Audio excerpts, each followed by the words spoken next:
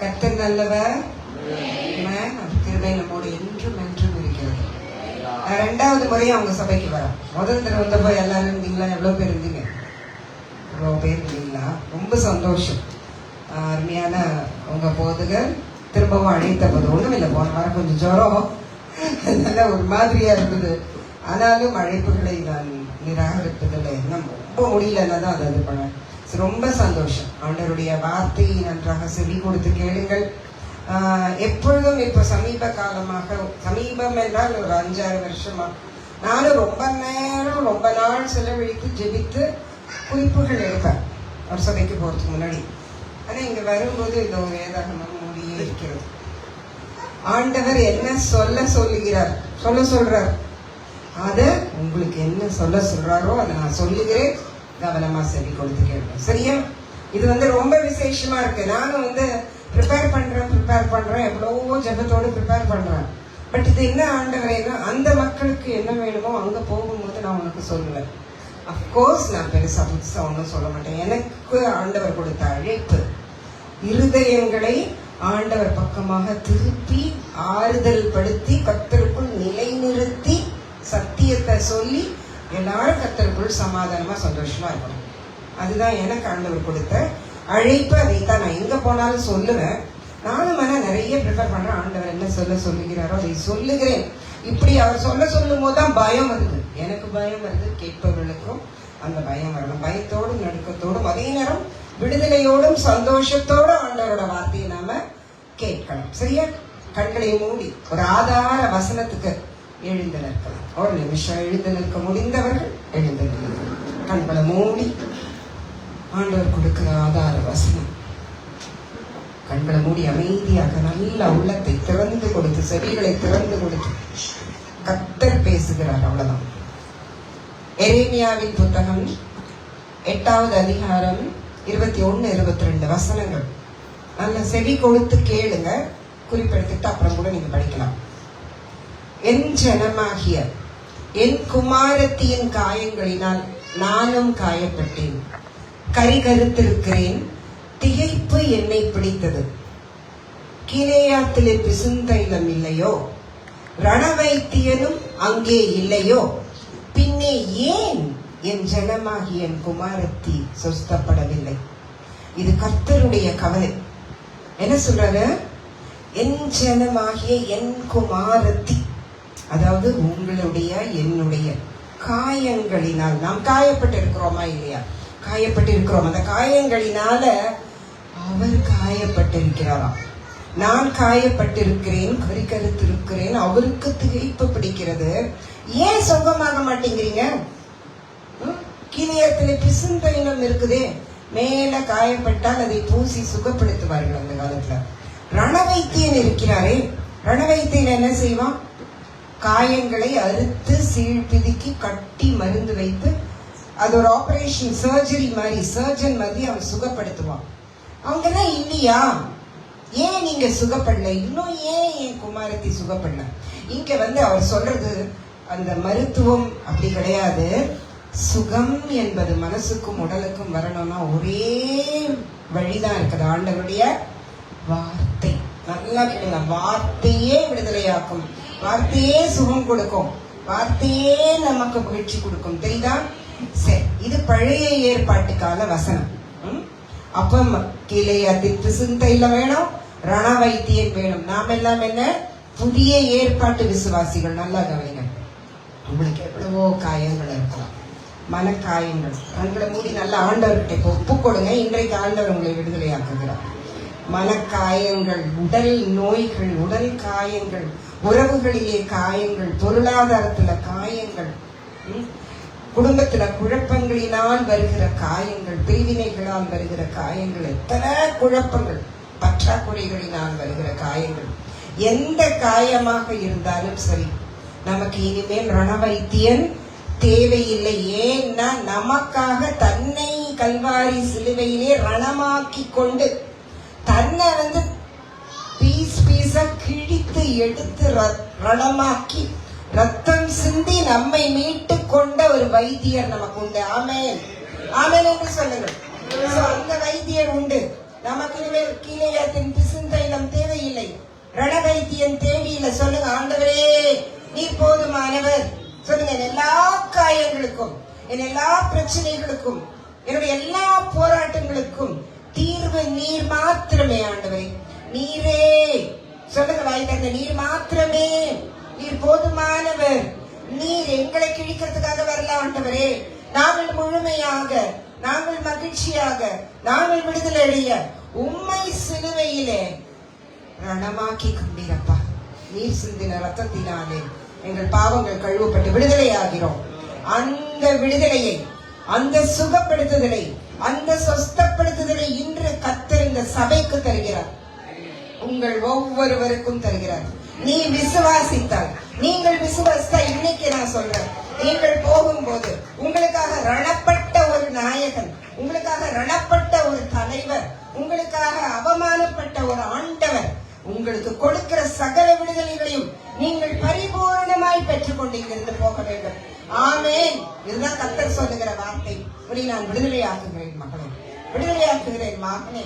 நீ சுகப்படணும் அப்பா, நீ சுகப்படணும். அதை பார்த்து அவர் சந்தோஷப்படணும். அதற்கு தான் அவர் சிலுவைக்கு வந்தார். ஆம், நான் பெற்றுக்கொள்கிறேன் என்று சொல்லவர்கள் ஆமேன் என்று சொல்லி, நான் பெற்றுக்கொள்ளுகிறேன் ஆண்டவரே. எனக்காக நீ சம்பாதித்த சுகம், எனக்காக கல்வாரி சிலுவையிலே நீ சம்பாதித்த சமாதானம், எனக்காக கல்வாரி சிலுவையிலே நீ சம்பாதித்த விடுதலை, எனக்காக நீ கல்வாரி சிலுவையிலே சம்பாதித்த ஆசீர்வாதங்களை நான் பெற்றுக்கொள்ளுகிறேன் ஐயா. நான் குணப்படுகிறேன். நான் எங்கெல்லாம் குணப்படணுமோ, எப்படியெல்லாம் சுகப்படணுமோ, இதோ இந்த வசனங்களை கேட்கிற வேளையிலே அந்த சுகப்படுதல் உண்டாகும், அந்த விடுதலை உண்டாகும், அந்த பிசாசின் தந்திரங்கள் கட்டுகள் வெளியேறி போகும். மனதிலே புத்தி கெட்டாத ஒரு சமாதானம் வரும். நீங்கள் புறப்பட்டு போகும்போது ஆண்டவருடைய ஆசீர்வாதங்களை நீங்கள் காண்பீர்கள். எல்லாரும் ஆமேன் என்று சொல்லி சந்தோஷமாக உட்காரு. ஆண்டவருடைய சமூகத்துல ஆண்டவருடைய வார்த்தையை கேட்கும் போது, ஆண்டவருடைய பிள்ளை அப்படி எனக்கு ஒரே ஒன்றுலதான் கர்வம் வரும். எனக்கு எந்த விதத்திலும் எனக்கு வேறு கிடையாது. நான் ஒரு 20 வருஷம் ரொம்ப பிரபலமான பத்திரிகை ஆசிரியராக இருந்தேன்.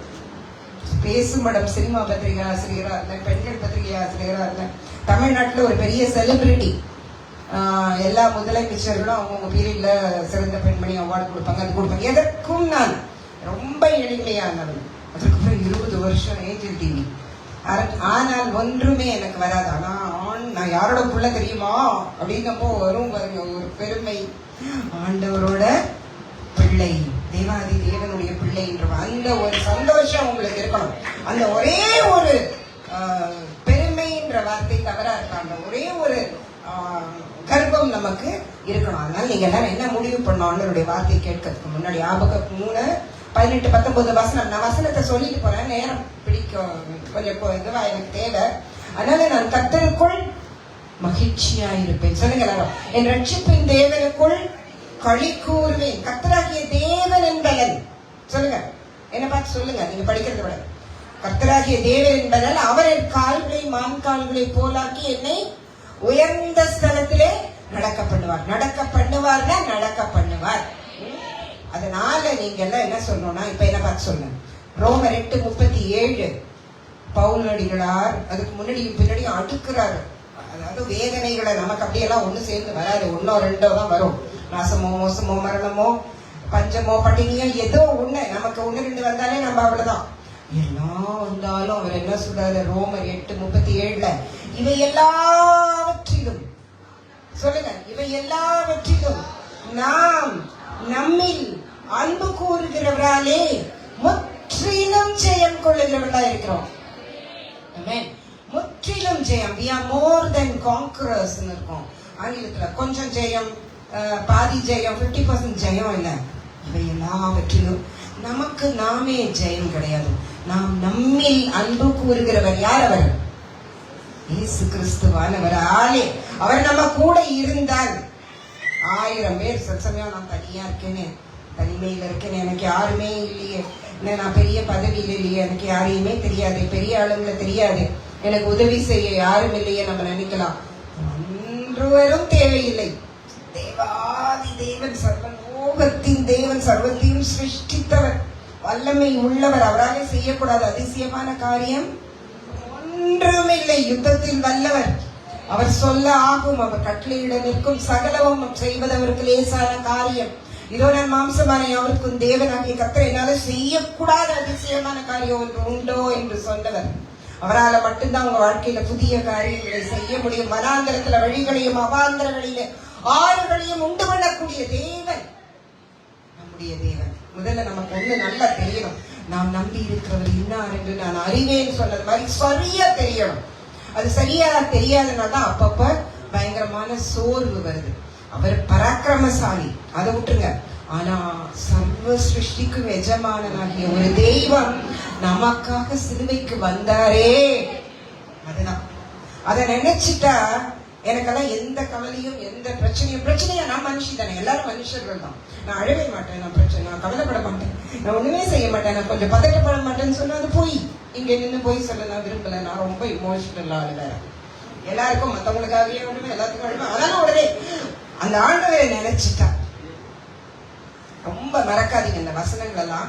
முதல்ல நீங்க நம்ம ஆதார வசனத்துக்கு போறதுக்கு முன்னாடி நாம நம்முடைய ஆண்டவர் யார், அவருக்குள்ள நாம யார், இதை நம்ம ஞாபகப்படுத்தினப்பெல்லாம் எங்க போனாலும் நான் சொல்லிட்டு அவர் யார் அப்படிங்கிறதுக்கு நமக்கு தெரியும். ஒரு வசனம் நான் எப்பயும் ஜபத்துக்கு முன்னாடி நான் சொல்லி அழுதுதான் ஜெபிட்டேன். பிலிப்பியர் 2:6-10 வசனம் அப்புறமா படிங்க. அவர் தேவனுக்கு சமமாய் இருந்ததை கொள்ளையாடின பொருளாய் எண்ணாமல் தேவனாய் இருந்தார். வார்த்தை தேவனாய் இருந்தது, அந்த வார்த்தை தேவனோடு இருந்தது, அவர் தான் தேவன். அவர் தேவனுக்கு சமமாய் இருந்ததை கொள்ளையாடின பொருளாக எல்லாம் தம்மை தாமே என்ன செஞ்சாராம், வெறுமை. ஆமா, அந்த டிவினிட்டி, அந்த கர்த்தத்துவத்தை விட்டு அவர் இங்க வந்தப்ப மனுஷனா இருந்தார், ஆண்டவராகவும் இருந்தார். ஆனா அதை விட்டு ஒரு உருவம் இல்லாதவர், சர்வ வியாபியான ஒரு சர்வ சக்தி உள்ள ஒரு தெய்வம் ஒரு மனுஷ உடலுக்குள் அடங்கி வருவதே நீங்க கற்பனை பண்ண முடியாத தியாகம். யாருக்காக செய்ய முடியாது. அவர் மனுஷ சாயலானதோட மட்டுமல்ல, அவர் என்ன செஞ்சார், மரண பரியந்தம், கல்வாரியின் சிலுவை மரண பரியந்தம். சும்மா ஜோரம் வந்து செத்து போல நமக்காக. அந்த பாடு சிலுவையில் மரண பரியந்தம் தன்னை என்ன செஞ்சாராம், தாழ்த்தி obedient, கீழ்ப்படிந்தவராய் இருந்தார். இப்படி ஒரு ஆண்டவர் யாருக்கும் எங்கேயும் கிடையாது. அதனாலதான் அது சத்தியம். அவர் தன்னை ஒப்பு கொடுத்தாரு. அதனால எல்லா நாமத்திற்கும் மேலான நாமம் அவருக்கு வந்தது. அவரே தெய்வம். இதுல யாருக்காச்சும் கொஞ்சம் குழப்பம் தான் இருக்குதா? அவர் தானா? இல்ல, அந்த குழப்பம் வேண்டவே வேணாம். வானத்திலும் பூமியிலும் பூமியின் கீழ் தண்ணீரிலும் அதற்கு நிகரான நாமம் எதுவுமே இல்லை. அவர் நமக்கு என்ன செஞ்சார்? இன்னொரு வசனம் பார்க்கலாம். வெளிப்படுத்துற விசேஷம் 1:6 பாத்தீங்கன்னா என்ன, அவர் நம் மீது அன்பு கூர்ந்து தம்முடைய ரத்தத்தினால் நம்மை பாவங்களற கழுவி தம்முடைய பிதாவுக்கு முன்பாக நம்மை ராஜாக்களும் ஆசாரியர்களுமாய் நிறுத்தின அவருக்கே ஸ்தோத்திரம் வந்தது. அதாவது நம்ம ஒருத்தர் மேல ஒருத்தர் அன்பு கூறுறோம், அப்படியே இருந்தா வெட்டி சிந்துறோம். உனக்கு உடம்புல இருக்கிற ரத்தாலாம் உனக்கு, உன் மேல எனக்கு அவ்வளவு அன்பு கொடுத்துருவோமா? கொடுத்து பலனும் இருக்குமா? ஆனா பாவம் இல்லாதவர், சர்வ வல்லமை உள்ளவர் நம்ம இது அன்பு கூர்ந்து தமது ரத்தத்தினால நம்மளை கழுவி அவரோட பிதாக்கு முன்னாடி, ஐயோ இவங்கெல்லாம் பாவி கிடையாதுப்பா, என் ரத்தத்தின் வழியா பாருங்க, இவங்களெல்லாம் நான் வீட்டை எடுத்திருக்கேன், பரிசுத்த பிள்ளைகள், என்னுடைய பிள்ளைகள் பாருங்க, இவங்கெல்லாம் ராஜாக்கள் ஆசாரியர்கள் காட்டுறதுக்கு அவர் செய்த காரியம். தியானிங்க, இதெல்லாம் தியானிக்கும் போது நமக்குள்ள இருக்கிற குழப்பம், பயம் நம்மளை விட்டு போயிடும். இன்னொரு வாக்கு உங்களுக்கு கொடுக்குறாரு. வெளிப்படுத்துற விசேஷம் 3:21. நல்லா ஞாபகம் வச்சுக்க. நீங்க எல்லாம் எங்க போய் உட்கார போறீங்க, என்ன செய்ய போறோம்? ஏன்னா உலக ரீதியாய் நமக்கு பல கவலைகள் உண்டு, உலகத்தில் பல தேவைகள் உண்டு, அதை ஆண்டவர் செய்வார்.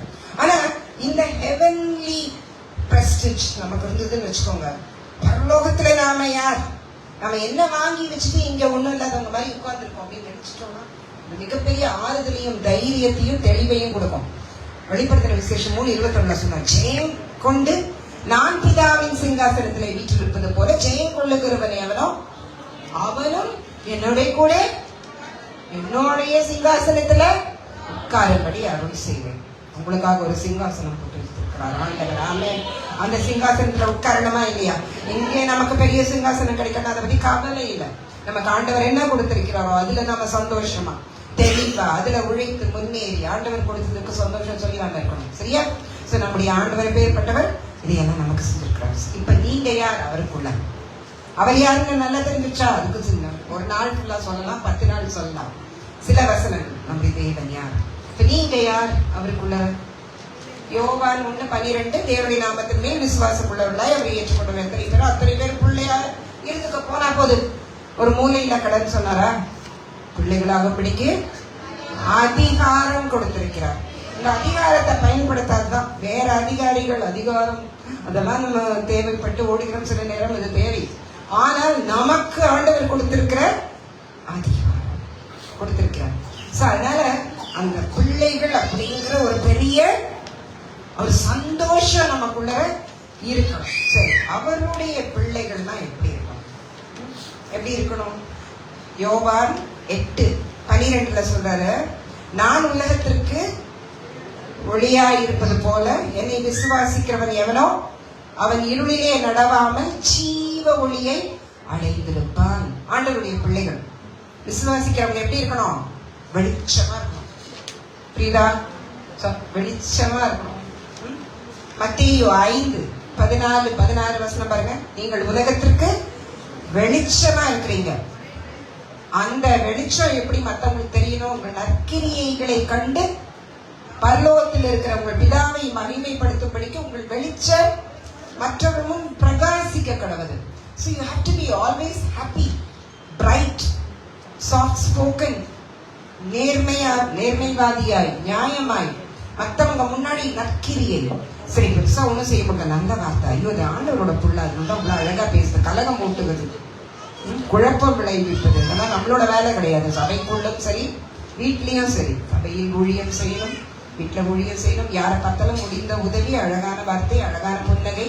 You must be a bright person. இணையாந்து இருப்பீங்களா? பிரைட்னா வெள்ளையா இல்லாம போனா பரவாயில்ல, நான் கூட இல்லை, எங்க அம்மா பாருங்க. அது வெளி நிறம், அது போனா போகுது. மனசு எப்படியும் சந்தோஷமா வெளிச்சமா இருக்கணும். அதுக்குள்ள இருள் இருக்கவே கூடாது. ஆண்டவர் அது பிடிக்காது. சரி, இப்ப ஆண்டவர் என்ன சொல்ற நம்ம ஆண்டவர் கிட்ட, இப்ப நீங்க ஆண்டவர் யாரு, நீங்க யாரு தெரிஞ்சிச்சா? நீங்க யாரு ஆண்டவரோட பிள்ளை தெரிஞ்சிச்சு. இப்ப நம்ம ஆண்டவர்கிட்ட ஜெபிக்கிறோம். ஜெபிக்கும் போது என்ன சொன்ன? ஆண்டவரே என் மனசை பாருங்க, ஆண்டவரே இருதயத்தை பாருங்க, ஆண்டவரே எனக்கு இதெல்லாம் பிரியம், எனக்கு கொடுங்க. நம்ம கேட்கலாம், ஒரு பிள்ளையா கேட்கிறோமா இல்லையா? கொடுங்கன்னு சொல்றோம். சரி, அதே நேரம் ஆண்டவருக்கு சில பிரியங்கள் இருக்கு. ஆண்டவர் சிலதை எதிர்பார்க்கிறார். ஆண்டவர் அதை மெல்ல சொல்றார். ஆவியானவர் உள்ளுக்குள்ள இருந்துட்டு கேட்கிறோமா இல்லையா? ஆண்டவருக்கு என்ன பிரியம்? என்ன பிரியம்?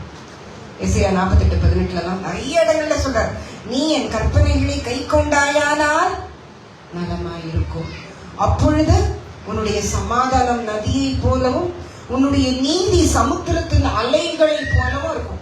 நீ கேட்டாலே போதும், நீ எனக்கு செவி கொடுத்தா போதும், நான் எல்லாத்தையும் செய்வேன். பிரச்சனைகள் எங்க? நான் வசனம் தெரியும் எல்லாருக்கும், அதன்படி நடப்பதுதான் கஷ்டம். நீதிமொழிகள் 1வது அதிகாரம் பாத்தீங்கன்னா, அப்புறமா நிதானமா படிங்க. 1வது அதிகாரம்லாம் வீட்டுக்கு போய் நீதிமொழிகள் 22 இருந்து ஆண்டவர் அவருடைய குமுறல்ல சொல்லுவார். நம்ம போய் அழுது அவர்கிட்ட சொல்றோம். அவர் சொல்றாரு, நான் உன்னை கண்டிக்கிறதுக்காக எத்தனையோ முறை கூப்பிடுறேன், என் கடிந்து கொள்ளுதலெல்லாம் நீ தள்ளி விட்டுற. என்ன கவனிங்க, நான் சொல்றேன், நீங்க அப்புறம் படிங்க. நான் கையை நீட்டுறேன், அதை நீங்க பாக்குறது கிடையாது. நான் உங்களை சரிப்படுத்த நெறிப்படுத்த என் வார்த்தைகளை சொல்றேன், காதுல கேட்கறதே கிடையாது. ஒருவரும் அதை விரும்புவதும் கிடையாது. அதனால இப்ப என்ன நடக்கும்? உங்க மேல பிரச்சனை வரும், உங்களுக்கு கஷ்டம் வரும், நமக்கு வருது இல்ல, வரும். அப்ப மட்டும் நீங்க என்கிட்ட சத்தம் போடுவீங்க, என்ன கூப்பிடுவீங்க. ஆனா நான் என்ன பண்ணுவேன்? கேளாதவன் மாதிரி ஆகடியன் பண்ணுவேன்னு சொல்றாரு. அது ஒரு பெரிய நையாண்டி வார்த்தை. அது கர்த்தருக்கு கேட்காம இருக்குமா? எல்லாம் எப்பயும் கேட்கும். ஆனா கேளாதவன் மாதிரி இப்ப மட்டும் வர நான் சொன்னா கேட்கிறியா? இது செய்யாத, இப்படி சண்டை போடாத, இப்படி பொறாமப்படாத, இப்படி பேராசப்படாத, இப்படி மற்றவங்க பொருளுக்கு ஆசைப்படாத, நேர்மையான வழியில போ, சரியான வழியில நட, சபையில சரியா ஒழுங்கா இரு, சபைக்கு ஊழியம் செய்யணும். நான் எப்ப போனாலும் சொல்லுவேன், எப்பயுமே இந்த வருஷம் எல்லாரும் ஒருத்தர் டிசம்பர் கடைசிக்குள்ள 30 2 பேர் முடிஞ்சது 4 பேரை கூட்டிட்டு வரணும். அதுதான் உங்களுடைய ஊழியம். போதகருக்கு நீங்க செய்யற ஊழியம், உங்க சபைக்கு நீங்க செய்யற ஊழியம், நீங்க செய்யறதை சொல்லி புதிதாக குறைந்த நம்பர் 2, ஓகே நம்பர் 4 கூட்டிட்டு வரணும், செய்யணும். சோ அதையெல்லாம் செய்யறது இல்ல, கஷ்டம் வந்தோன்னா மட்டும் கூப்பாடு போடுறீங்க. உங்களுக்கு மேல பிரச்சனை புயல் மாதிரி வரும், அது மாதிரி வரும். நான் என்ன செய்வேன்? கேளாதவன் மாதிரி இருப்பேன். அதிகாலையில என்னை தேடி நீ கண்டடைவாய்னு சொன்ன ஆண்டவர் சொல்றாரு பாருங்க அந்த இடத்துல. என்னை தேடியும் காண மாட்டாங்க. ரொம்ப சேட் சிச்சுவேஷன். ஏன்? நம்ம இருதயம் நாம அப்படியே வார்த்தையின்படி நடக்காது. ஆண்டவரே ஆண்டவரேன்னு சொல்லி புண்ணியம் கிடையாது. அப்ப என்ன சொல்றாரு? ஏன் திரும்பியும் நீங்க அறிவை வெறுத்தீர்கள். எது அறிவு? MABA, MSc, MBA அதெல்லாம் ஒரு பக்கம் உலக அறிவு. அறிவு என்பது சத்தியம். சத்தியம் ரொம்ப சிம்பிள். அவரே ஆண்டவர். அவரை சதா காலமும் நான் நம்புவேன். என்ன வந்தாலும் எக்காலத்திலும் எப்பொழுதும் என்னை கொன்று போட்டாலும் நான் அவரை விட மாட்டேன், அவரை ஸ்தோத்திரிப்பேன். 2வது அவர் சொன்ன வார்த்தையின்படி நடப்பேன். அதுதான் உன்னில் அன்பு கூறுவது போய் பிறரை இது நம்ம முடிஞ்ச வரை ஃபாலோ பண்ணணும். ஃபெயிலியர்ஸ் ஆகலாம், ஆனா முடிஞ்ச வரை we have to follow. அப்பதான் சொல்றாரு, ஐயோ அவருக்கே அது வருத்தமா இருக்கு, அதனால எனக்கு செவி கொடுங்களேன். கடைசி வசனம் 1வது அதிகாரம், நீதிமொழிகள் 1வது அதிகாரம் கடைசி வசனத்துல சொல்றாரு, எனக்கு செவி கொடுக்கிறவன் எவனோ அவன் விக்கிரமின்றி வாசம் பண்ணி ஆபத்துக்கு பயப்படாமல் அமைதியா இருப்பான். இதான் நமக்கு இப்ப வேணும். உலகத்துல பாத்தீங்கன்னா ஆபத்து ஆபத்து ஆபத்து. ஒரு பக்கம் வாரு, ஒரு பக்கம் எல்னினோ, சூப்பர் எல்னினோ போனா போது. உலகத்துல என்ன வேணா நம்மள ஆண்டவருடைய சிறகின் கீழ் வைத்து நம்மை பாதுகாப்பார். உஷ்ணம் நம்மை தாக்காத படிக்காது, அவர் பார்த்துப்பார். எதுவுமே நம்மை தாக்காத படிக்கும். அதெல்லாம் அவர் செய்யணும்னா, இப்ப இவருக்கும் எனக்கும் ஒரு உறவு வேணும்னா அது ஒரு பேசிக் மரியாதை, பணிவு. இவர் சொல்றது நான் கேட்கிறோம், நான் சொல்றது இவர் கேட்கணும்னா அது அந்த இதுவா இல்லை. we must have some understanding. அப்பதான் நான் இங்க நிற்க முடியும். ஆண்டவர் சிறகு கீழே உங்களை கூட்டி வச்சுக்கணும், உள்ளங்கையில வரைஞ்சி வச்சுக்கணும், உங்களை தூக்கி சுமக்கணும். Is a good shepherd. அப்படின்னா உங்களுக்கும் அவருக்கும் என்ன மாதிரியான உறவு இருக்கணும்? தவறு செய்யலாம், அதுக்குதான் இளையகுமாரன் கதையெல்லாம் கொடுத்து எழுந்து ஓடி வந்துடணும். ஆனா அந்த உறவை நீங்க மெயின்டைன் பண்ணணும். யூ மஸ்ட் நோ, ஆண்டவே நான் தப்பு பண்ணிட்டேன், மன்னிச்சிருக்கேன் அவரோட உறவாடி நெகிழ்ந்து அவரை பற்றி கொள்ளணும். சரியா? அப்ப செவி கொடுக்கிறவன் எப்படி இருப்பானா? விக்கிரமின்றி, எந்தவித பிரச்சனையும் இல்லாம. ஆபத்து அவனுக்கும் வரும், ஆனா ஆபத்துக்கு பயப்படாம அமைதியா இருப்பான். புரியுதா? ஒரு வசனம், இருதயம் எப்படி இருக்கணும், அவர் என்ன ஆசைப்படுவார். நான் எனக்கு என்னுடைய ஊழியம் இதுதான், இருதயத்தை பற்றி சொல்லுவதுதான். அது ஒரு ரொம்ப ஆண்டவர் பார்க்கிறது நம்முடைய இருதயம். நம்ம பரலோகம் போக போறது, டிசைட் பண்ண போறது நம்மளுடைய இருதயம் தான். அதனால அது என்ன, மத்தேயு 5:8, இருதயத்தில் சுத்தமுள்ளவன் பாக்கியவானவன் தேவனை தரிசிப்பான். அடுத்து பாருங்க, சமாதானம் பண்ணுகிறவர்கள் பாக்கியவான்கள், அவர் தேவனுடைய புத்திரர் எனப்படுவர். மலப்பிரசங்கம் மட்டும் 1.5 வருஷம் பிரசங்கிச்சோம், 3 அதிகாரம் என்று தெரியல. அவ்வளோ விஷயம் அதுல இருக்கு. தேவனுடைய பிள்ளைகள் கலகம் பண்றது, குடும்பத்தை பிரிச்சு விடுறது, வேண்டாத வார்த்தையை போட்டு நல்ல நண்பர்களை வெட்டி விடுறது, இதெல்லாம் கொலைக்கு நிகரான பாவம். அதெல்லாம் ஏதோ சாதாரணமான விஷயம் பண்ணிட்டு போயிடுறோம். செய்ய எதையெல்லாம் காப்பாத்திக்கிறோம். ஒரு 1/2 பவுன் நகை இருந்தா அதை பத்திரமா வச்சு பூட்டி பத்திரமா இருக்கான்னு பாக்குறோம். வீட்டை காக்கிறோம், பொருட்களை காக்கிறோம், ஒரு புடவையை பாதுகாக்கிறோம், வேலையை பாதுகாக்கிறோம். செய்யணும், அதெல்லாம் செய்யணும், செய்யக்கூடாதுன்னு நான் சொல்ல. ஆனா வேதம் எதை காத்துக்கொள்ள சொல்லுகிறது? எல்லா காவலோடும், வித் ஆல் ப்ரொடெக்ஷன். எத்தனை பூட்டு போட முடியுமோ போடு அந்த இருதயத்துக்கு. எல்லா காவலோடும் இருதயத்தை காத்துக்கொள்ள. ஏன்னா அதுதான் ஜீவ ஊற்று இல்ல, அதுதான் வாழ்க்கை. உங்க இருதயம் சொல்வதுதான் வாழ்க்கை. இருதயம் சொல்வதுதான் ஆண்டவர் எப்படி செயல்பட முடியும், பரலோகம் போகும், எல்லாமே அதுதான். இருதயத்தில் நிறைவினார் வாய் பேசும். So just declare, என் இருதயத்துல ஏதாவது தப்பு இருக்குதா நீங்க ஆராய்ஞ்சு பாருங்க. தாவீது சொல்றாரு. அந்த ஜெபத்தெல்லாம் நம்ம செய்யணும். இருதயம் ரொம்ப முக்கியம். ரோமர் 12:2, நீங்கள் இந்த பிரபஞ்சத்துக்கு ஒத்த வேஷம் தெரியாமல் தேவனுடைய நன்மையும் பிரியமும் பரிபூரணமுமான சித்தம் என்னதென்று பகுத்தறியத்தக்கதாக உங்கள் இதயம் புதிதாவதுனால மறுரூபம். பகுத்தறிவு. இன்னைக்கு என்னனோ அறிவு. எது பகுத்தறிவு? நமக்கு தேவனுக்கு என்ன பிடிக்கும், அவருடைய நன்மை பிரியம் சித்தம் என்னன்னு தெரிந்து கொள்வதுதான் பகுத்தறிவு. இருதயத்துக்காக ஒரு வசனம் பார்க்கலாம். கொலேசியர் 3வது அதிகாரம் 9-10 வசனம் பார்த்தீங்கன்னா அங்க அழகா இருக்கும். உங்க பழைய மனுஷனையும் ரட்சிக்கப்பட்டு 10 வருஷம் ஆச்சு, ரட்சிக்கப்பட்டு 20 வருஷம் ஆச்சு, எல்லாம் ஆயிடுச்சு. ஆனா அதே மாதிரி சிஸ்டர் வேற ஒண்ணுமே இல்லை, மூக்கு மேல கொஞ்சம் கோபம் வரும், அவ்வளவுதான். எனக்கு ஒரு ஆளை மட்டும் பிடிக்கவே பிடிக்காது, செத்தாலும் அவங்ககிட்ட பேச மாட்டேன். செத்தப்புறம் ஏது பேச்சு, எல்லாம் அது வரையும் தான் ஆட்டம். இந்த மாதிரி சொல்றவங்க நிறைய பேரை பார்த்திருக்காங்க. அதெல்லாம் எதுவும் ஆண்டவர்கிட்ட நடக்காது, செய்யவே முடியாது. பழைய மனுஷனையும் அவனுடைய செய்கைகளையும் களைந்து போட்டு, எப்படி வேர்வையான ஒரு ஆடையை நம்ம போய் களைந்து பிழிந்து போடுறோமோ அந்த மாதிரி பழைய மனுஷனும் செய்கைகள் என்ன வேணா இருக்கலாம், அதை களைந்து போட்டு தேவனுடைய பரிபூர்ணமான சாயலை நாம தரித்து கொள்ளணுமா. அதுக்கு முன்னாடி வசனம் இருக்க, பழைய மனுஷன் எப்படி இருக்கான்? கோபம், பொறாமை, பொய் சொல்றது, தூஷண வார்த்தை, filthy language, அதெல்லாம் பழைய மனுஷன். இன்னும் யாராச்சும் சொல்லி இருக்கீங்களா? சபையில இருந்தார் அழகான பாஸ்டர் இருக்கிற சபையில அப்படி இருக்க மாட்டேங்க, சொல்லி சொல்லி சொல்லி கொடுத்துருப்பாரு. வேற யாராச்சும் அப்படி இருந்தா போய் சொல்லிக் கொள்ளு. பழைய மனுஷன் இருக்க முடியாது. கர்த்தருக்குள்ள எல்லாம் புதிதாயிற்று. நம்ம வாழ்க்கை புதிதாகணும், நாம புதிய சிருஷ்டியா இருக்கணும்னா இந்த மாறுதல் நமக்குள்ள வரணும். It's a daily process. தினம் தினம் தினம் தினம் நம்மை நாம் மாற்றிக்கொள்ளணும். கொஞ்சம் மாற்றம். வாய் வரையும் வரத ஒரு நாள் தவறி வந்துடலாம், அடுத்த நாள் கான்சியஸா அதை உள்ள முழுங்கணும். அதுக்கு அப்படியே பிராக்டிஸ் பண்ணா அதுக்கப்புறம் வராது. தெரியுதா? ஓகேயா? இப்ப புரிஞ்சிருச்சா? உங்களுடைய கர்த்தர் யார்? கர்த்தருக்குள் நீங்கள் யார்? கர்த்தருக்கு எது பிரியம்? சரி கொடு. ஒண்ணுதான் கேட்கிற, கற்பனை இப்படி நட, ஐயோ நீ நடந்தால் நல்லமா இருக்குமே, நான் உன்னை ஆசீர்வதிக்க முடியுமே. அவரால் நமக்கு கொடுக்க முடியாத காரியம் ஒண்ணுமே இல்லை. அவர்கிட்ட எல்லாமே இருக்கு. ஹோல்ட் பண்றாரு, கொஞ்சம் கொஞ்சமா ஹோல்ட் பண்றாரு. இன்னும் கொஞ்சம் இந்த பிள்ளை மாறட்டும் மாறட்டும். சரியா? புரிஞ்சிச்சா? இல்ல இப்ப நாம ரெண்டே உதாரணம் வேதத்துல இருந்து பார்க்கலாம். ஆண்டவருக்கு கொஞ்சம் பிரியமாய் நடந்தார், ஆண்டவருக்கு கொஞ்சத்தில் உண்மை உள்ளவராய் நாம இருந்தார், ஆண்டவர் எப்படியெல்லாம் நமக்காக காரியம் செய்கிறார்னு ரெண்டே உதாரணம் பார்த்து நம்ம முடிக்கலாம். சரியா? முதல்ல புதிய ஏற்பாட்டுல இருந்து ஒரு விஷயம் பார்க்கலாம். மார்க் புத்தகம், மார்க் புத்தகத்தை எடுத்துக்கோங்க. 5வது அதிகாரம் 22 வசனம் முதல் நம்ம பார்க்கலாம். எல்லாருக்கும் தெரிந்த கதை, அதை நான் சொல்லிட்டு போறேன். பாருங்க, என்ன பாருங்க.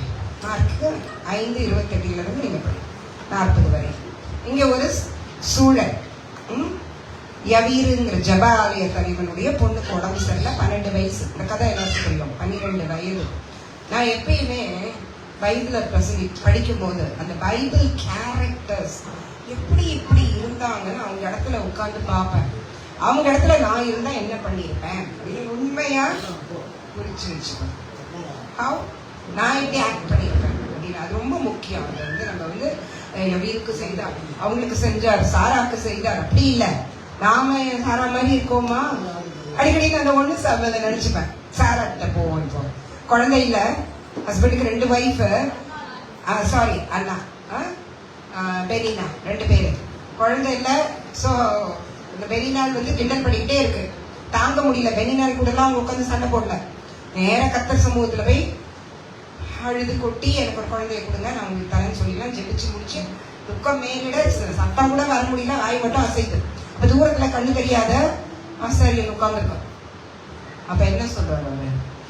நீ ஒரு குடிகாரி, குடிச்சிட்டு எவ்வளவு நேரம் இப்படி ஆர்ப்பாட்டம் பண்ணுவேன்ற மாதிரி கேட்கிறாரு.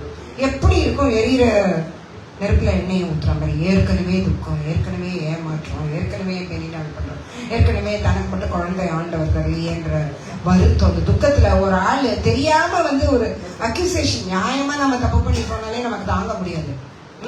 இப்படி ஒண்ணு சொன்னா என்ன பதில் சொல்லுவீங்க? உண்மையா சொல்லுவேன். நான் என்ன சொல்றேன்? நான் சொல்றேன் லீஸ்ட் என்ன சொல்லுவேன்? கண்ணு தெரியாத குருட்டு கிழவா, எதையும் ஒழுங்கா பார்க்க மாட்டியா நீ? குடிக்கிறதுக்கும் துக்கத்துக்கும் வித்தியாசம் கூட தெரியாது உனக்கு? நானே சொல்ல முடியாத நெஞ்சு வெடிக்கிற வேலை நில உட்காந்துருக்கேன், குடிச்ச மாதிரி தெரியுதா என்ன பார்த்தா? அட்லீஸ்ட் நான் கேட்பேன். இதுக்கும் மேல பேசுறவங்க இருக்காங்க, இதுக்கும் மேல பேசுறவங்க இருக்காங்க. ஆனா அங்க பாருங்க அந்த கேரக்டர்ஸ். ஐயோ என் ஆண்டவனே கூப்பிடுறான் அந்த நேரத்துல. நான் குடிக்கல, துக்கம் மேலிட கர்த்தருடைய சமூகத்துல சொல்றேன். 2-3 தடவை ஆண்டவனை போட்டு பேசுகிறோம். இந்த கேரக்டர்ஸ் தான் அதை நான் பார்ப்பேன். அந்த நேரம் தான் அவளுடைய அற்புதத்தின் நேரம். Maybe God sees that. So இங்க நம்ம யவீர்கிட்ட வரலாம். இந்த மாதிரி நிறைய கேரக்டர்ஸ் இருப்பாங்க, நீங்க பார்க்கணும். உங்களை வச்சு நான் எப்படி ரூத்தா இருந்தா என்ன பண்ணிருப்பீங்க, இதா இருந்தா என்ன பண்ணிருப்பீங்க நீங்க பார்க்கணும். அது தனி விமன். அது அவங்க இப்ப யவீருக்கு ஒரு பிரச்சனை, புள்ள சாக கிடக்குறா. ஆண்டவர் அந்த வழியா ஒரு கூட்டத்தோட போறார். முதல்ல பணிந்து யவீர் நல்ல ஜெபாலய தலைவன், அது ஒரு பெரிய பதவி. சோ அவருக்கு எல்லா வசதியும் இருக்கு. ஆனாலும் பிள்ளைக்காக ஆண்டவருடைய காலில் விழுந்து கேட்கிறார். அவர் மனசுல என்ன பண்றது, ஆண்டவர் வீட்டுக்கு பிள்ளைய தொட்டு சுகம் கொடுக்கணும், காலில் விழுந்து கேட்கிறார். சரி, ஆண்டவர் ஒரு பதிலும் சொல்லணும். அந்த நேரத்துல பாருங்க அமைதியா இருக்கிறார். வருவீங்களா மாட்டீங்களா, ஆண்டவர் சீக்கிரமா வரணும் அப்படிலாம் ஒன்றும் சொல்ல, வெறும் விஷயத்த சொல்லிட்டு பின்னாடி போறாரு. பின்னாடி போயிட்டே இருக்கா. இந்த நேரத்துல ஒரு அம்மா, அந்த அம்மாக்கு என்ன, அதே 12 வருஷம் பிரச்சனை. 12 வருஷம் பெரும்பாடுள்ள நோய், என்ன பண்ணியும் தீரல, காதுல விழுது. ஆண்டவர் வராருன்னு எப்படியோ புகுந்து அந்த கூட்டத்துக்குள்ள தவிழ்ந்து ஆண்டவரை போய் தொட்டோன்னு ஆண்டவர் வல்லமை புறப்படுது. அந்த அம்மாக்கு சுகம் கிடைக்குது. ஆண்டவரும் நின்றுறார். இது எதுக்கு நான் சொல்றேன்னா, ஆண்டவர் நின்றுட்டாரு. யவீரோட மனசு எப்படி இருக்கும், அதுக்காக தான் அந்த கதை பல தடவை நம்ம கேட்டிருக்கோம். யவீருக்கு எப்படி இருக்கும், ஐயோ தீர்ந்த அம்மா குறுக்கால வந்துச்சு, சீக்கிரமா ஆண்டவர் வீட்டுக்கு வரணுமே, புள்ள சாவ போது, இவரு நான் நிக்கிறாரே, நின்னுட்டார். நின்னதோட விடல. என்னை யாரோ தொட்டாங்களே, யாரும் அது உன்னை கூட இருக்கிற சீஷர்லாம் சொல்றாங்க, கூட்டம் நெருக்கிக்கிட்டு இருக்கு, யாரோ உங்களை தொடுறாங்க, இதுல ஏன் நின்று கேட்குறீங்க, இல்லை யாரோ தொட்டாங்க, இது யாரு, நின்னுடுறாரு. அந்த அம்மா மெதுவா தைரியம் வருது, இவரே நின்று கேட்கிறாரு. கிட்ட அந்த ஒரு வரியை படிச்சு பாருங்க. அப்புறமா தனக்கு உண்டான எல்லாவற்றையும் சொன்னாலும் இருக்கும். ஒரு பொம்பளை ஒரு எய்தி கொஞ்சபட்சம் ஆண்டவர் பார்த்தாச்சு. அந்த பிரமிப்பு, ஆண்டவர் என்னாச்சுமா உனக்குன்னு கேட்டா எல்லாத்தையும் சொன்னா ஒரு 5 நிமிஷமாச்சும் ஆகாது. எனக்கு 12 வருஷமா வியாதி, நான் அங்க போனேன் இங்க போனேன், அது செஞ்சா, அந்த வைத்தியரை பார்த்தேன் இந்த வைத்தியரை பார்த்தேன், இந்த வீடை வித்த 10 வீடு 4 வீடை வித்த வீடை கொடுத்தேன், அது பண்ணல இது பண்ணலாம். ஆனா உங்களை பத்தி நான் கேள்விப்பட்டேன், பார்க்க முடியுமா என்னன்னு தெரியல, எப்படியாச்சும் பார்த்துக்கணும்னு நினைச்சா, எப்படியோ நீங்க இந்த வழியா வந்தீங்க. ஒட்டவர் என் வீரனுடைய மனநிலை அங்க ஒரு வேர்டு கூட ரெக்கார்ட் ஆகல. நான் அதுதான் பார்ப்பேன். அந்த அம்மாவை திட்டி தள்ளுமா, நான் தானே முதல்ல பெட்டிஷன் வச்சேன், ஃபர்ஸ்ட் பெட்டிஷன் நான் தான் வச்சேன், என் பொண்ணு சாவ கிடக்குது, உனக்கு தான் அற்புதம் கிடைச்சிச்சுல, போங்க ஆண்டவர் நீங்க வாங்க, ஏதாச்சும் சொன்னதா இருக்கு. அதாவது நம்ம வாழ்க்கையில எங்க அம்மா கிட்ட நான் கத்துக்கிட்ட, கண்ணெதிரில் பார்த்து கற்றுக்கொண்ட பொறுமை, அசாத்திய பொறுமை, விசுவாசம் அசாத்திய விசுவாசம். ஏதாவது ஒன்று போயிடுச்சுன்னா போகட்டும், பொருள் தானே, மனுஷங்களுக்கு ஒன்றும் ஆகலையே. எல்லா சூழலிலும் அந்த சூழலை அழகா வாழுவது எப்படி. என் கணவர் 2012 தவறின போன 1 வருஷம் அவங்க அறைக்குள்ளேயே கிடந்தேன். என்னை தூக்கி எடுத்தது அவங்கதான்.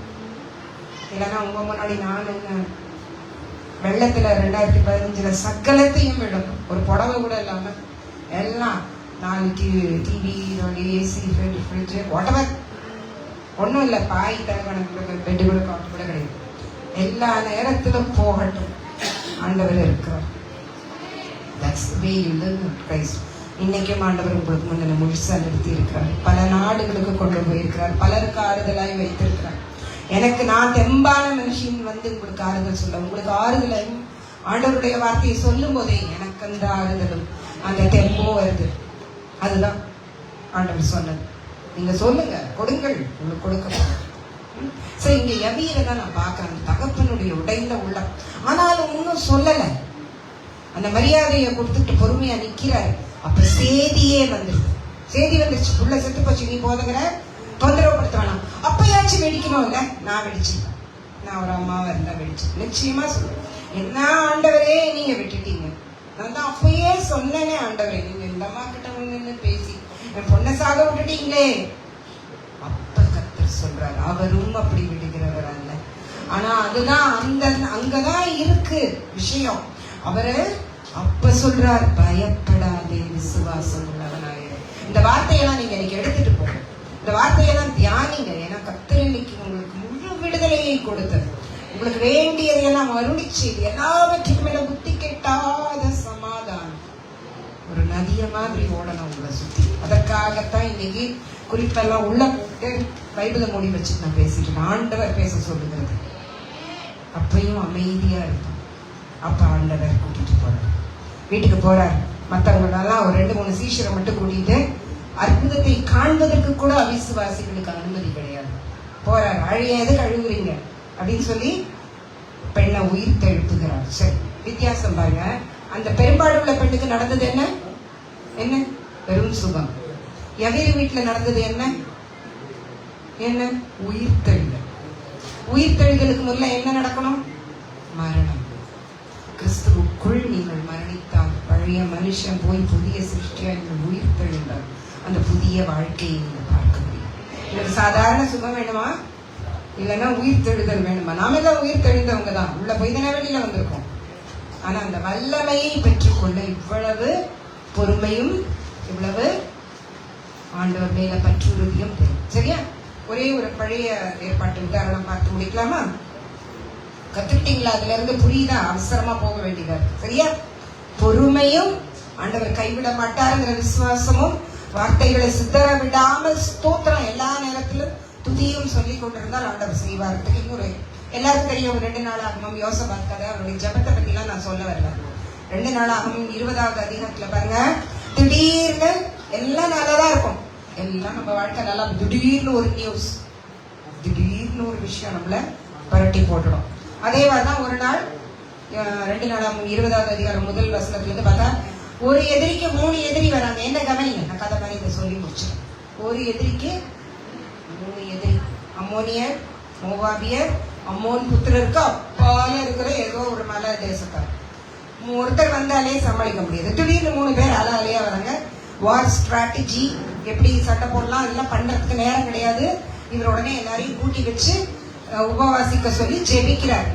அந்த ஜபம் ரொம்ப ஃபேமஸ். 2 நாளாகும் 20:12 ஐயோ அடுத்து என்னது செய்யுதுன்னு எங்களுக்கு தெரியல, இந்த பயங்கரமான கூட்டத்துக்கு முன்னாடி நிக்க கூட எங்களுக்கு திராணி இல்லை. அந்த மாதிரி எத்தனையோ தடவை நம்ம ஜெபிச்சிருக்கோம். நீங்க தான் ஏதாச்சும் செய்யணும்.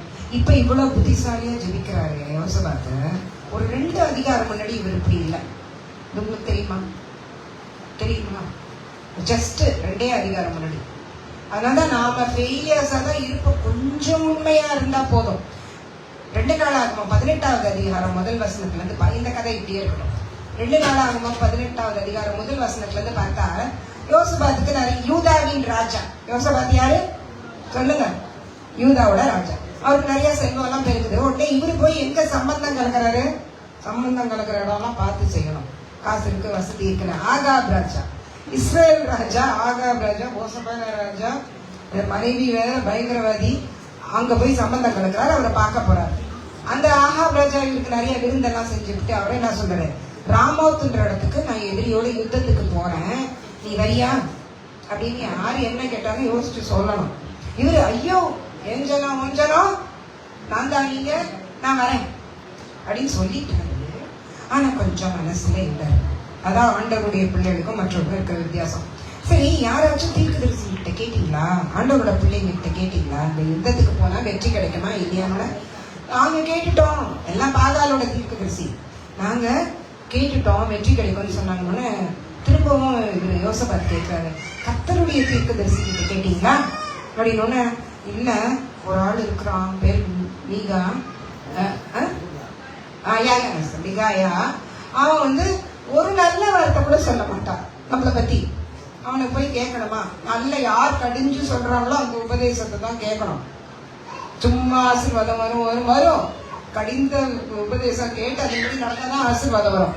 இந்த மிகாயா நல்ல வார்த்தையே சொல்ல மாட்டேன், பரவாயில்ல கூட்டிட்டு வாங்கன்னு சொல்றாரு. அவன் வந்தோடனே ஒன்னும் வெற்றி கிடைக்காது, நீங்க எல்லாம் வழி தப்பினா ஆடுங்கிற மாதிரி இருக்கீங்க. கோவம் வந்துருது. பத்தியா நான் சொன்னால வாயில இருந்து ஒரு நல்ல வார்த்தை கூட வராதுன்னு சொல்லி அவனை பிடிச்சி ஜெயில போட்டுட்டு, இரு நான் வெற்றியோட திரும்பி வரும்போது உனக்கு இடுக்கண்ணின் அப்பத்தையும் கண்ணீரையும் தரேன் அப்படின்னு சொல்லி மிரட்டிக்கு போறாரு.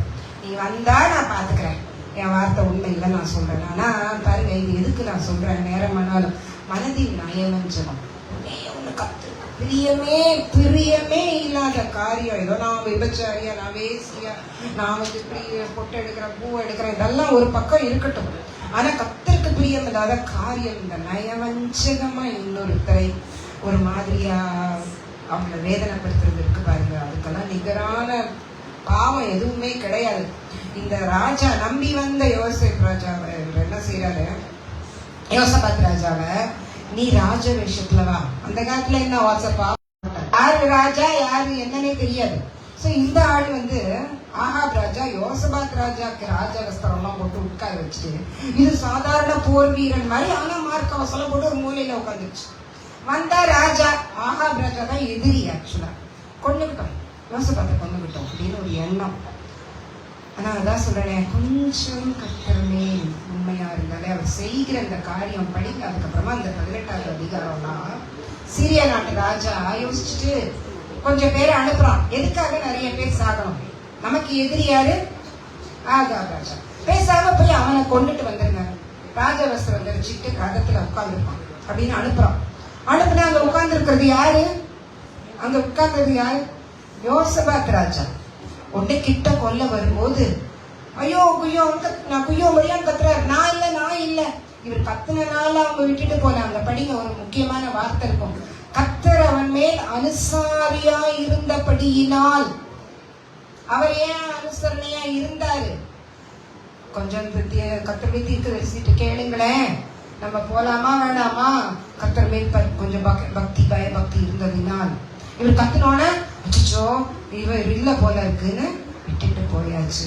ஆனா நமக்காக யுத்தம் செய்கிற கர்த்தர் ஒருவர் உண்டு, அதை மறக்காதீங்க. யார் உங்களுக்கு எதிரா என்ன செய்தாலும் சரி, நீங்க எதுவும் செய்ய வேண்டாம், அதை மனதில் வைத்து சரிக்கு சரி செய்கிற ஒரு தெய்வம் நமக்கு உண்டு.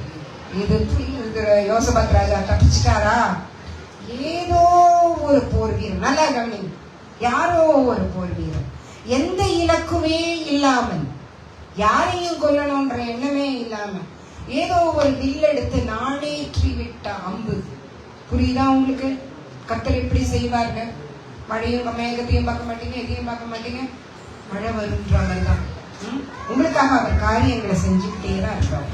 இந்த மாதிரி இல்லை, எந்த மாதிரியும் உங்களுக்கு வேலை வேணும்னா இவங்களை அங்க தள்ளுவார், இவங்களை இங்க கொண்டு வருவார், இவங்களை அங்க நகர்த்துவார், இந்த ஒரு மாப்பிள்ள உங்களுக்கு வரணுமா இப்படி பண்ணுவார், அவங்களை கூட்டி வருவார், தள்ளுவார்.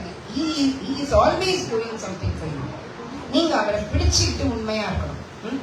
யாரோ ஒரு போர் வீரன் போர்க்களத்துல எதுக்காக வில்ல எடுத்தான், எதுக்காக அம்பு விட்டான், எந்த திசையில விட்டான்னு கூட தெரியாது. அந்த அம்பு கரெக்டா டைரக்ஷன் பார்த்து பார்த்து பார்த்து பார்த்து பார்த்து பார்த்து டைரக்ஷன் பார்த்து பார்த்து கரெக்டா வந்து ஒரு மூலையில நயவஞ்சக திட்டம் போட்டு உட்கார்ந்துருக்காரு ஆகாப் ராஜா. அவனுடைய மார்பு கவசத்தின் சந்துக்கிடையில் குத்தி நின்றது. கர்த்தர் நல்லவர், கர்த்தர் பெரியவர், கர்த்தர் பயப்படத்தக்கவர், கர்த்தர் யுத்த வீரர். அவர் நம்முடைய பரலோக தகப்பன், நம்முடைய நல்ல நண்பர், நம்முடைய நல்ல சகோதரர், நம்முடைய நித்திய மனவாளர், நம் கூடவே இருப்பவர், நமக்குள்ளே ஆவியானவராக இருப்பவர், பேர்பட்ட தெய்வத்தை தெய்வமாக கொண்ட நாம் அந்த மார்பு கவசத்துடைய சந்து நம்மளை ப்ரொடெக்ட் பண்ணிக்கலாம், நம்மளா நயவஞ்சகமா நமக்கு ஒண்ணு செஞ்சுக்கலாம், நம்மளை காப்பாற்றிக்கலாம். ஒண்ணும் முடியாது. என் வாழ்க்கையை நான் முழுக்க கர்த்தருக்கு சித்தத்துக்கு ஒப்பு கொடுக்கிற வாழ்க்கை.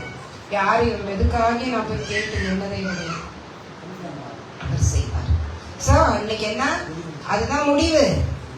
அந்த அம்பு குத்தி நின்று அங்கேயே அவரு செத்து போயிடுவார். சோ இப்படி ஒரு எக்ஸ்பீரியன்ஸ் யாருக்கு இருக்கு? யோசபாத் ராஜாக்கு இருக்கு. இப்ப திரும்பவும் ஒரு வார் வந்துருச்சு. இப்ப இந்த தப்பெல்லாம் அவர் பண்றதால அதனால கர்த்தருடைய உதவியை தேடுகிறார். தேடும்போது அப்போ ஒரு லேவியன் மேல ஆவியானவர் வந்து என்ன சொல்றாரு?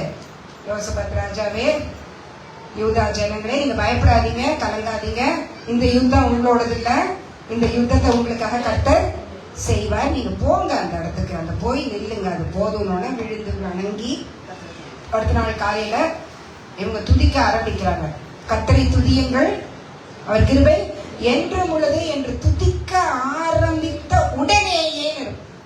அதனால துதிங்க, நம்மளால வேற ஒண்ணும் முடியாது. அவர் நல்லவர், அவர் நல்லவர் என்று சதா காலமும் துதிக்க ஆரம்பிச்ச உடனேயே என்ன ஆகுது? நான் இதை ரொம்ப ரொம்ப ரொம்ப சொல்லி படிச்சு நான் அதிசயப்பட்டுட்டேன். 3 வகை எதிரி. இந்த 3 பேருக்கு எதிரி யாரு? யோசபாத் ராஜா, திரள் கூட்டம். இவங்க துதிக்க ஆரம்பிச்சோட என்னதான் நடந்தது அந்த எதிரிகள் கேம்ப்லன்னு தெரியல. அவங்க ஒருத்தருக்குள்ள ஒருத்தருக்கு சண்டை வந்து ஒருத்தர் கொண்டுகிட்டு, இது எப்படி, இது அவர் தான் முடியும், அவரால் தான் முடியும். ஒருத்தர் இல்லாம வெட்டி செத்துட்டாங்க. அதாவது ஒரு போர் போட்டிருந்தா கூட இங்க ஒரு 10,000 பேர், இங்க ஒரு 1000 பேர், அங்க ஒரு 1000 பேர் செத்து, ஒரு 1000 பேர் மிஞ்சி ரத்த களரி ஆயிருக்கும். கண்ணால மாத்திரம் பார்த்தாங்க, எல்லாத கலகம் ஊட்டி இருப்பார். என்ன வந்திருக்கும் தெரியாது. ஒருத்தருக்கு ஒருத்தர் கொன்று போட்டு கிடந்தாங்க. இவங்க கண்களால் மாத்திரம் பார்த்துட்டு அதுக்கப்புறம் சும்மா இல்ல, அவங்களுடைய ஆபரணம், பொண்ணு, வாலு, வேலு, வில்லு, ஆடைகள் எல்லாத்தையும் இந்த 3 நாள் கொள்ளை பொருள் தெரியுது. அவங்களுக்கு கர்த்தர் செய்கிற காரியம் இல்லை. நம்ம வாழ்க்கையிலும் இதைத்தான் கர்த்தர் செய்வார். அதனால ஒன்னே ஒண்ணுதான், இருதயம் என்ன செய்யுது, என்ன செய்யுது, இருதயம் எப்படி இருக்கு, என்ன நினைக்கிறோம், நம்ம என்ன சிந்திக்கிறோம். சில நேரம் அப்படி போய்கிட்டே இருக்கோம் மனசு. உடனடியாக அதுக்கு ஒரு பூட்டை போட்டு நிறுத்தி அந்த பட்டடத்தை பிடிக்கிறதை பார்க்கணும், இருதயத்தை அடக்கிறது பெரிய விஷயம் வேதம் சொல்லு. அதனால நம்ம இருதயத்தை நன்றாக பார்த்து கொண்டால் ஆண்டவர் உங்களுக்கு வேண்டிய எல்லாவற்றையும் கர்த்தர் செய்வார். நான் பயப்படாதீங்க. எரேமியா 31:7-8 சொல்லுது. ஆண்டவர் பாருங்க, அவன் கர்த்தரை நம்பி இருக்கிறபடியால், கர்த்தரையே தன் நம்பிக்கையாய் கொண்டிருக்கிறபடியால அவங்க எப்படி இருப்பாங்களாம்? தண்ணீரண்டையில் நாட்டப்பட்டதும் நீர்க்கால்கள் ஓரமாய் தங்கள் வேர்களை விடுகிறதும் உஷ்ணமான காலத்திலும் இலை பச்சையாய் இருக்கிறதும் மழை தாழ்ச்சியான காலத்திலும் வருத்தமின்றி தப்பாமல் கனி கொடுக்கிற மரத்தை போல இருப்பாங்க. சபைக்கு இன்னைக்கு நான் அதுதான் சொல்லிட்டு போறேன். சபைக்கும் போதகர் குடும்பத்திற்கும் உங்களுக்கும் இதேதான். கர்த்தரையே நம்பி இருக்கிறபடியா சொல்லுங்க, நான் கர்த்தரையே நம்பி இருக்கேன், அவரையே நம்பி இருக்கேன், அவரை மாத்திரமே நம்பி இருக்கேன். நீர் மாத்திரம் என்னுடைய நம்பிக்கை, உங்களை மாத்திரம் நான் இறுக்கி பிடிச்சுக்கிறேன் ஆண்டவரே. ஏன்னா நான் எண்ணிக்கொள்வதற்கும் வேண்டி நினைக்கிறதுக்கு மேல செய்ய வந்த தேவன் ஆண்டவரே. உங்களால செய்ய முடியாத அதிசயமான காரியம் ஒண்ணு கூட கிடையாதப்பா. நான் உண்மையே நம்பி இருக்கிறபடினால என்னை நீங்க எங்க கொண்டு போய் நட்டு வைப்பீங்க? எங்க? தண்ணீர் அண்டையில நட்டு வைப்பீங்க. ஆவியானவரையும் நாம் தண்ணீருக்கு இதுவா சொல்லலாம். அவருடைய சமூகத்தில் அவர் வைத்திருப்பார். நீர்க்கால்கள் வேர்களை நம்ம எங்க விடுவோம்? நம்முடைய எண்ணங்கள், நம்முடைய மனம், நம்முடைய செயல்கள் எல்லாம் எங்க இருக்கும்? நீர் பாய்ச்சலான இடத்துல இருக்கும். அது வாடி போகாது, இந்த வேர் வாடாது, உங்க மனசு வாடாது. அப்புறம் என்ன? உஷ்ணமான காலம் நாங்க வரப்போகுது. வெளியில கூட உஷ்ணம்தான், சூப்பர் எல்னினோ, அடுத்த சம்மர் அதுக்கு மேலேயும் போகுன்றோம் போட்டோம். ஆனா ஆண்டவர் நமக்குள் ஒரு குளிர்ச்சியை வைத்திருப்பார். இலை பச்சையா இருக்கும். It's not possible, it is impossible. உஷ்ண நோயா வந்து எல்லாம் காஞ்சு போகும். நான் ஆண்டுகளுடைய பிள்ளைகள் என்ன சூழ்நிலை வந்தாலும் சரி, நம்ம காஞ்சும் போக மாட்டோம், சோர்ந்தும் போக மாட்டோம், அழுவோம், விழுவோம், ஆனாலும் எழுவோம். சொல்லுங்க, எழுவோம். அந்த இளையகுமாரன் கூட விழுந்து கிடந்தான் பண்ணி தவிடுகின்ற இடத்துல. ஆனா அவன் யோசித்து எழுந்து, இந்த டேர்னிங் பாயிண்ட், தகப்பன் வீட்டுக்கு போலான்னு எழுந்தான் வருது. அதான் அதனால நீங்க எவ்வளவு நாளும் ஒரு அறைக்குள்ளர சோர்ந்து போய் படுத்து கிடக்க கூடாது, புலம்ப கூடாது. ஒரு அளவுக்கு மேல எழணும். சரிதான்? லூக்கா 1:78-79 அந்த காலத்திலும் மரண இருளிலும் உட்கார்ந்திருப்பவர்களுக்கு வெளிச்சம் தரவும், நம்முடைய கால்களை சமாதானத்தின் வழியிலே நடத்தவும், அவ்விரக்கத்தினாலே உன்னதத்திலிருந்து தோன்றிய அருணோதயம் நம்மை சந்தித்திருக்கிறது என்றார். சகரியா தீர்க்கதரிசனமா சொன்னார். அந்த காலத்திலும் மரண என்ன போயிடும்? சமாதானம். வாழ்க்கையில சமாதானம் ரொம்ப முக்கியம். அந்த சமாதானம் போறவங்க நம்முடைய கால்களை சமாதானத்தின் வழியிலே நடத்தவும் இறக்கத்தினாலே ஆண்டவர் வந்திருக்கிறார். அதனால நீங்க பயப்படாம என்ன வந்தாலும் சரி ஆண்டவர்கிட்ட ஒப்பு கொடுக்கணும். நம்ம ஜெபிக்கலாமா? எழுந்து நின்று நம்ம ஜெபித்து முடிக்கணும். அற்புதம் வேணும், அடையாளம் வேணும்னு நினைக்கிறவங்க அது உங்களுக்கும் ஆண்டவருக்கும் ஆனது. நல்ல உங்களுடைய விசுவாசமும் பரலோகத்தின் வல்லமையும் ஒன்றாய் சேர்க்கிற நேரம் தான் வந்து அற்புதம். நல்லா ஞாபகம் வச்சுங்க. என்னுடைய ஜபம் எல்லாம் அது மாத்திரமல்ல, உங்களுடைய இருதயத்தின் ஏக குரல் விசுவாசம், அந்த 100% ஃபீத்தும் பரலோகத்தின் வல்லமை. இங்கே ஆண்டவருடைய பிரசன்னம் இருக்கிறது. பரலோகம் உங்களுடைய விண்ணப்பத்திற்கு திறந்திருக்கிறது. இயேசு கிறிஸ்துவானவருடைய நாமத்தினால நம்ம கூப்பிடும் போதே பரலோகத்தில் இருக்கிற எங்கள் பிதாவே, அப்பாவே அப்படின்னு சொல்லும் போதே பரலோகம் திறந்திருக்கிறது. அதனால பயம் வேண்டாம். அந்த திறந்த பரலோகத்திலிருந்து உங்கள் ஒவ்வொருவருக்கும் வேண்டிய அற்புதத்தை, அடையாளங்களை, சுகத்தை, விடுதலையை, சமாதானத்தை, ஆரோக்கியத்தை ஆண்டவர் இப்போது அருளி செய்ய வேணும்னு சொல்லி நான் ஜெபிக்கிறேன். நீங்க ஜெபிங்க. நீங்க இந்த விசுவாசத்தோட ஜெபிங்க. உங்கள் ஆண்டவரை உண்மை நோக்கி பார்க்கிறேன். அப்பா, பிள்ளைகள் இவ்வளவு நேரம் உடைய வார்த்தையை கேட்டிருக்கிறார்கள். ஆண்டவரை வார்த்தையை விடுதலையாக்கும். வார்த்தை ஜீவன் உள்ளது என்பதை நாங்கள் அறிந்திருக்கிறோம் ஆண்டவரே. ஒவ்வொருவருக்கும் தேவையான ஆண்டவரே விடுதலை, நீர் என்ன வேணுமோ அது உங்களுக்கு தெரியும் அப்பா. இருதயத்தின் ஆழத்தில் இருக்கிற துக்கங்கள், ஏமாற்றங்கள் ஆண்டவரே எல்லாவற்றையும் அறிந்த தேவன். நல்ல உடல் சுகம் வேணும் அப்பா. பரிகாரியாகிய கர்த்தரால் அதை செய்ய முடியும் அப்பா. எல்லா யுத்தமும் அப்பா இவர்கள் போட முடியாது ஆண்டவரே. Not all battle are not yours ன்னு சொன்னீங்க. நானே தேவன், சங்கீதம் 46:10. நானே தேவன் என்பதை நீங்கள் அமர்ந்திருந்து, நானே தேவன் என்பதை நீங்கள் உணர்ந்து கொள்ளுங்கள். இவர்கள் அமைதியோடு அமர்ந்திருந்து உம்மை பற்றி கொண்டு ஜெபிக்கும் போது, உம்மை ஸ்தோத்தரிக்கும் போதே இவர்கள் வீடுகளிலே சபைகளிலே அற்புதங்கள் நடக்கட்டும் அப்பா. இயேசு கிறிஸ்துவானவருடைய நாமத்தினாலே நடக்கட்டும் ஆண்டவரே. விடுதலை உண்டாவதாக. ஒத்தாசை வரும் கண்மலைக்கு நேராக எங்கள் கண்களை ஏறடிக்கிறோம் அப்பா. வானத்தையும் பூமியும் உண்டாக்கின தேவாதி தேவனிடத்திலிருந்து ஒத்தாசை வரட்டும் ஆண்டவரே. இவர்கள் பெற்றுக்கொள்ளட்டும் அப்பா. உங்களுக்கு வேண்டிய சுகத்தை, உங்களுக்கு வேண்டிய சமாதானத்தை, பொருளாதார தேவைகளை எல்லாவற்றையும் கர்த்தரிடத்திலிருந்து பெற்றுக்கொள்ளுங்கள். பெற்றுக்கொண்டோம் என்று சொல்லுங்கள். நாங்கள் பெற்றுக்கொள்ளுகிறோம் என்று விசுவாசத்தோடு சொல்லுங்கள். சுகத்தை பெற்றுக்கொள்ளுகிறோம், சமாதானத்தை பெற்றுக்கொள்ளுகிறோம், பொருளாதாரத்தை பெற்றுக்கொள்ளுகிறோம் என்று சொல்லுங்கள். ஆண்டவர் உங்களை ஆசீர்வதிப்பார். இறுதியாக கர்த்தர் சொல்ல சொன்ன வார்த்தை ஏசாயா 41:16-15 வசனங்கள். யாக்கோபு என்னும் பூச்சியே, இஸ்ரவேலின் சிறு கூட்டமே, பயப்படாதே, நான் உனக்கு துணை நிற்கிறேன் என்று கர்த்தரும் இஸ்ரவேலின் பரிசுத்தருமாகிய உன் தேவன் உரைக்கிறார். நான் உன்னை கூர்மையான பற்களுள்ள யந்திரமாக்குகிறேன். நீ மலைகளை மிதித்து நொறுக்கி குன்றுகளை பதருக்கு ஒப்பாக்கி விடுவாய். நீ அவற்றை தூற்றுவாய், சுழல் காற்று அவற்றை கொண்டு போகும். நீயோ கலங்காமல் கர்த்தருக்குள்ளே பயப்படாமல் களி கூர்ந்திருப்பாய். நல்லா கவனிங்க. நீங்க பயப்பட வேண்டிய அவசியமே இல்லை. கர்த்தர் உங்களோடு இருக்கிறார். நான் சோர்ந்து போயிட்டேன், எனக்கு சோர்வு, எனக்கு வயசாயிடுச்சு, எனக்கு எதுவுமே இல்லை, எனக்கு உடல் பலம் இல்லை அப்படின்னு சொல்றவங்களை கர்த்தர் என்ன செய்யறாராம்? உங்களை புதிதும் கூர்மையுமான பற்களுள்ள யந்திரமாக்குறார். நீங்க என்ன பண்ணுவீங்க? உங்களுக்கு முன்னாடி இருக்கிற பிரச்சனைகள், மலைகளையும் குன்றுகளையும் மிதித்து வசனத்தை வைத்துதான் அதையெல்லாம் பொடியாக்குவீங்க. அவற்றையெல்லாம் தூற்றுங்க. அதாவது விதையை தான் நாம விதைக்க முடியும். பதருக்கு ஒப்பாக்கி விடுவாய் நாங்க வசனம் இருக்கும். அதையெல்லாம் பதருக்கு ஒப்பாக்கி விடுவாய். பதரை தூக்கி சொன்னதுல ஒரு அர்த்தமும் இல்லை. அதை தூக்கி வீசுங்க. சுழல் காற்று ஆவியானவரை கொண்டு போய் விடுவார். நீங்க கர்த்தருக்குள்ளே மகிழ்ச்சியோடு சமாதானத்தோடு களி கூர்ந்திருப்பேன். சொல்லுங்க, நான் களி கூர்ந்திருப்பேன். கர்த்தர் எனக்காக யாவையும் செய்து முடிப்பார். சொல்லுங்க, கர்த்தர் எனக்காக யாவையும் செய்து முடிப்பார். சொல்லுங்க, கர்த்தர் எனக்காக யாவையும் செய்து முடிப்பார். கர்த்தர் என்னை உள்ளங்கையிலே வரைந்து வைத்திருக்கிறார்.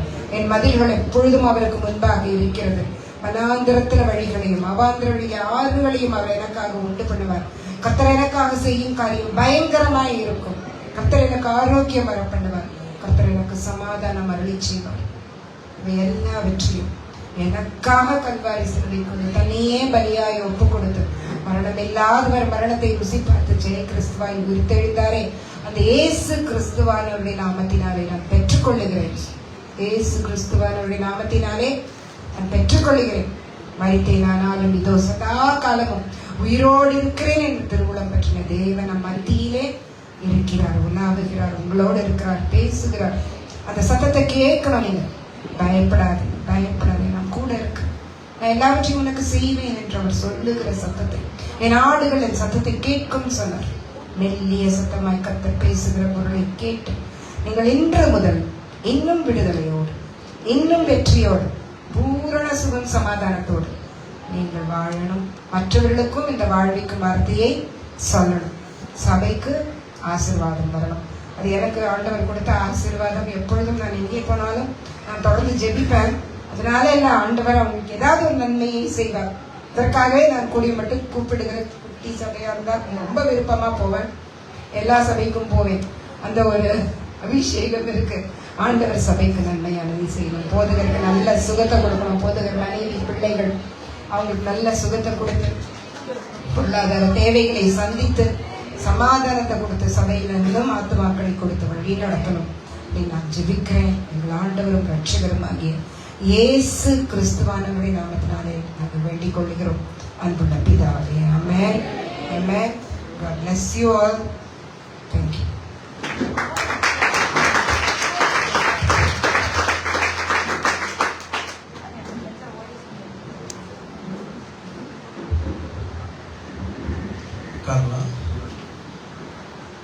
Hallelujah.